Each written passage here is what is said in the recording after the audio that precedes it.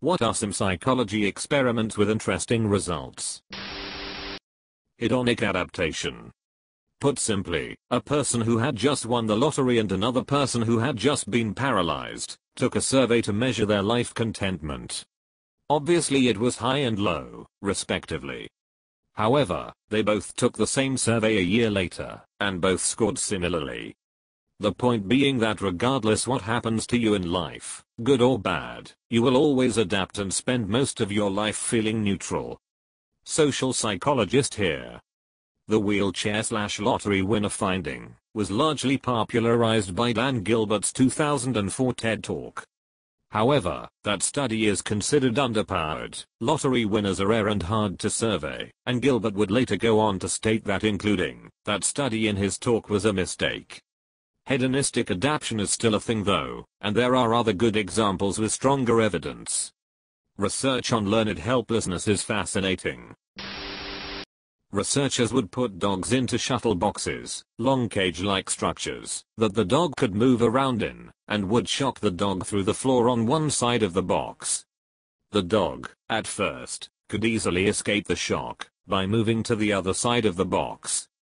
Eventually, the researcher adds a wall, so the dog can't escape the shocks, it just sits there, being shocked without escape. Through this the dog learns helplessness over repeated trials and extended periods of time. Even when the wall is taken down, the dog won't walk to the other side and avoid the shocks anymore. It has become so used to the pain that it doesn't even try to escape when escape would be easy. This research has been used to explain certain aspects of human behavior, especially related to repeated experiences of abuse, addiction, and poverty. It takes a long time to get somebody out of this mindset, and is possibly one of the reasons why people get stuck in terrible situations. For everyone concerned about the dogs, this experiment was done in 1967. It's much more difficult to use animals in experiments like this, and this particular one would be considered unethical now. For dogs, probably. Shocking rats for research isn't uncommon, though, as long as there's a valid scientific reason for it. I haven't heard of recent learned helplessness research, so I'm not sure if people are still doing animal testing with it at this point. Split brain studies. One example, by providing differing information to each hemisphere of the brain in split brain individuals, those with a severed corpus callosum, meaning there's no communication between the two hemispheres, they found that people would actually physically grab their own hand with their other hand if they saw it making a mistake. Basically each side of the brain controls one side of your body, and in split brain people you can actually make both sides display a disagreement with the other, which is insane, if you think about it. There's another similar experiment where people with split brains have one eye able to see a picture and the other eye can't see it. Then they draw the picture with one hand. While they're drawing the picture, if you ask them, they have no idea what the image they're being shown is. It's like they can't see it, even though they can draw it.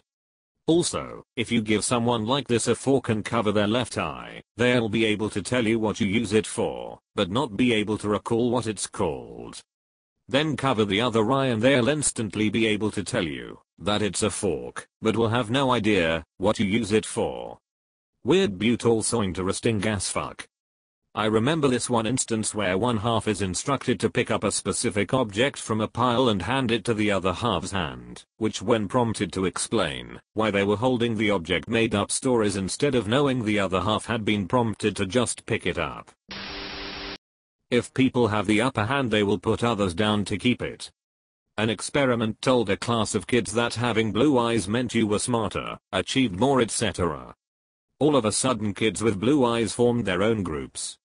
Things like bullying and exclusion of other eye colors started too. They repeated the experiment with different eye colors in different classes, all with the same results. The more interesting / terrifying thing was that halfway through, they swapped the experiment and told all of the kids that having brown eyes meant you were smarter. The flip in beliefs was immediate, as was the bullying. They tried the experiment again, giving the kids green or yellow collars, thus the difference was not even inherent. Bullying and exclusion began. Flip the superior and inferior group, the behavior inverted. Possibly the worst part was when the children started believing that they were in fact dumber for having brown eyes or a green collar.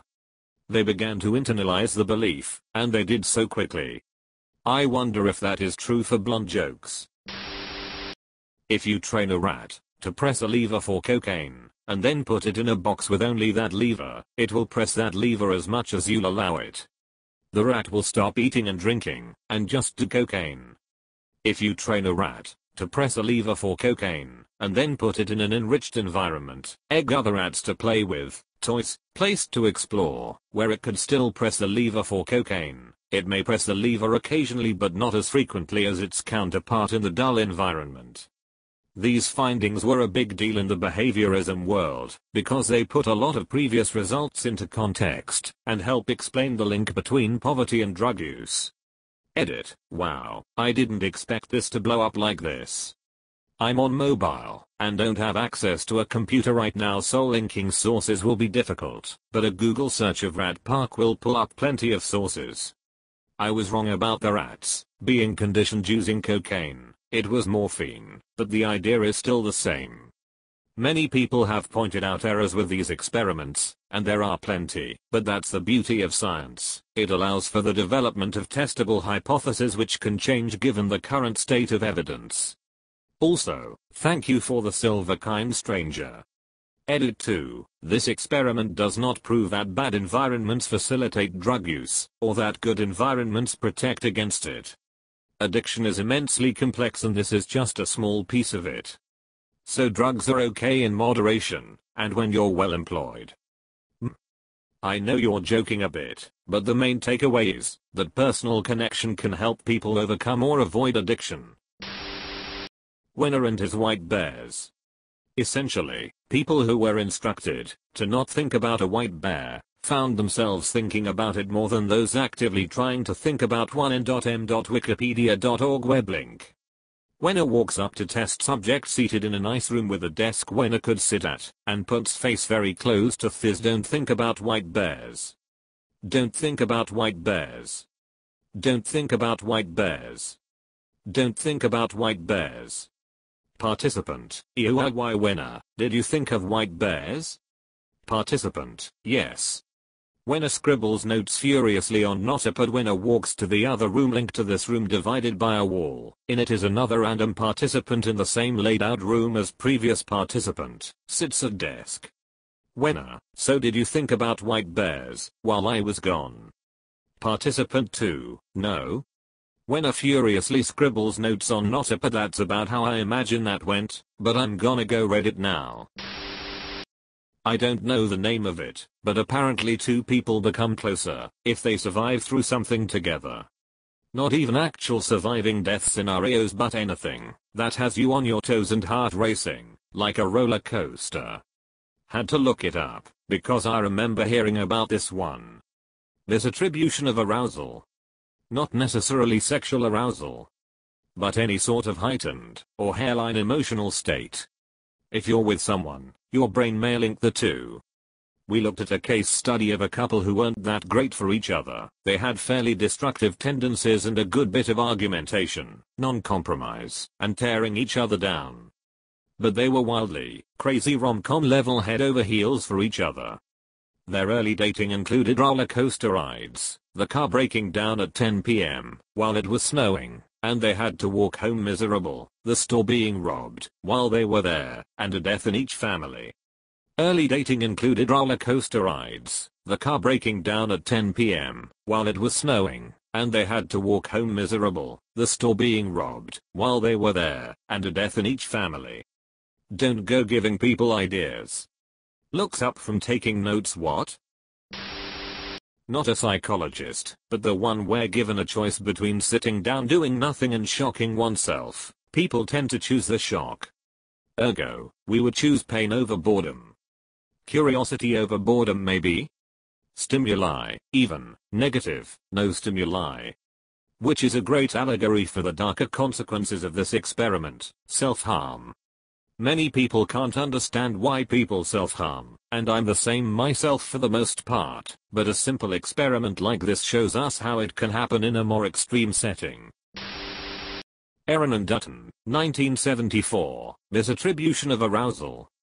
Men who had just walked across bridge, either steady or unsteady, were approached by a female psychology student, posing to do a project on the effects of exposure to scenic attractions on creative expression.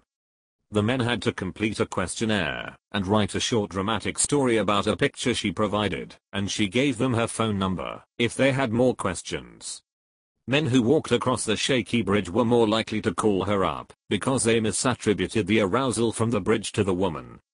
TLDR, watch a horror movie on the first date. Edit, grammar. Sorry about the confusion. What if I see a comedy on the first date, but hire someone to mug us outside the theater? Salomon Asch's experiment on conformity. He set up a test wherein he would show 3 lines of different lengths to 5 or 6 individuals, I forgot the exact number, who had to state which line was the longest of the 3. The thing is, only the last individual is the participant and the others are actors paid to answer in a specific manner. For the first few questions, they choose the correct answer, but later on they start choosing the wrong one. The participants are conflicted as to whether they will say the correct answer, or conform to the wrong answer as to not be judged by others, or due to self-doubt of their own answers. In the end, most do conform. It's really interesting, since it shows how powerful conformity is in the face of doubt, up to a point that some even questioned their own sanity during the test. Another variation of the experiment also had interesting results. It had the same setup with 5 individuals with the last person being the participant. However, this time some of the actors say the wrong answer, while one actor says the correct one. There was an increase in participants who would choose the correct answer and avoid conformity. It shows how much doubt one can have on oneself when alone, but be brought back to self-confidence when they find outside support. Edit. Conformity in participants might be caused by either being afraid others' judgment or due to self-doubt. Reminds me of the experiment where they taped PPL in a waiting room. Every time a beep occurred everyone would stand and sit. An on-actor walks in, and after 2 beeps starts doing it as well, and it got to the point where only the outsider was the only one in the room and he keeps standing. So they brought in other non-actors and they did the same thing the original non-actor was doing, even though they were now both alone, and don't know why they do it. That's so cool. If you see it in the bigger picture, that's so similar to how age-old traditions stand through the test of time. Suddenly people come up with their own reasons, but never even knew the original reasons of the traditions. One time I participated in a paid research experiment. I was basically tricked into thinking I was drunk. I was placed in a room with 2 other people and we were instructed to drink vodka with cranberry juice over a period of time while we socialized. After we drank I was placed in a room where I had to read some flashing words on a computer. I felt pretty drunk at this point. When the researcher came back into the room he gave me my car keys and said I was never actually given alcohol. He briefly told me that, because I was anticipating drinking for this experiment, that my brain had tricked me into feeling the effects of being intoxicated. I immediately snapped out of it, and was completely amazed at how I felt. I've done this to younger siblings and relatives that won't shut up about wanting to drink shots. We just rub a bit of alcohol round the rim of the shot glass, and fill it with water 3 deep and feel start snoozing on the sofa within the hour. The car crash experiment. It demonstrated that the way investigators word a question has an immediate effect on the subject's memory of an event. It was part of a suite of studies by Elizabeth Loftus, with various other co-researchers, that began to call in to question the veracity of eyewitness. It took a class on human memory and let me tell you, we don't remember anything very well.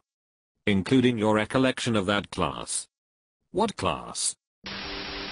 It's not that psychopaths lack empathy, but rather, they have the manual settings.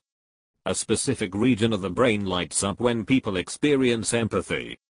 For most people it's an automatic, subconscious response. But in a study where they showed emotional videos to psychopaths and while scanning their brains, psychopaths would only light that region of the brain when specifically asked to feel for the character, while the controlled participants would light up automatically. So, would it be possible to be some kind of benevolent psychopath, one who always or mostly chooses to empathize? I actually know someone like this. He can entirely control his empathy. He works in a children's burn unit and sees awful shit every day that would devastate a normal person. He explained his empathy was on a manual setting, and that he does feel for his partner and a few friends, and he can act empathetic when needed. However, he could handle the brutal death of a child and whistle on his way out the door when he went home. This dude is using his lack of empathy to help kids that are hard to even look at for most people, because he recognized and embraced his difference. He has been my friend for a decade, and it's kinda like being friends with a beautiful nice iguana. It is not like being friends with a dog or a cat. Mice were put on two sides of a wall with a door in. Only the right mouse could open the door. Slowly, they filled the left mouse's room with water, and eventually when right mouse saw them in danger, they opened the door. However, mice that had previously been on the left side and were now on the right, mice who had previously been wetted opened the door considerably faster because they knew how unpleasant it was to be in the other scenario. Basically, mice have empathy link here. This makes me happy. I wish more posts on this were about things like this. I want to know more. Edit. I just mean it makes me really happy to see that mice have those sorts of feelings. Too many times we are taught by the media that animals don't have those types of feelings, so it made me smile to think that a little cute mouse saved the other mouse, as if a human would. Empathy is consciousness simulating consciousness. When you are talking to someone through a medium, internet, real life, you are estimating their conscious state by recursively defining your own conscious state in their terms, in order to predict their future behavior.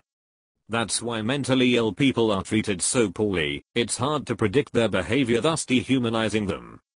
Also, the more time you spend with someone, the better your simulation of their brain becomes. When a loved one dies, a replica of them lives on inside you. If you ever think, oh, mom would have really liked that, that's their consciousness running on your hardware.